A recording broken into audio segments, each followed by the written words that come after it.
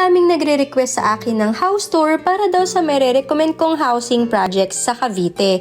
So ito na nga aking mga minamahal na home buyers. Uunahin ko na itong project sa Naik Cavite na Leora Homes by May City Homes.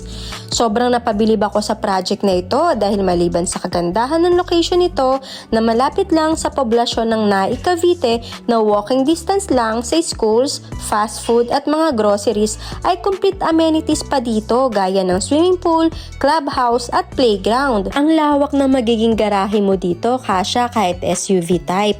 Nakakatuwa ang mga freebies nila dito gaya nitong screen door at meron na rin ditong screen window. Bare type ang turnover nila dito kaya naman pwede mong magawa yung gusto mong design ng bahay. Ang pinaka-highlight sa project na ito ay meron silang free solar panel dahil ang kanilang tema ay eco-friendly townhomes.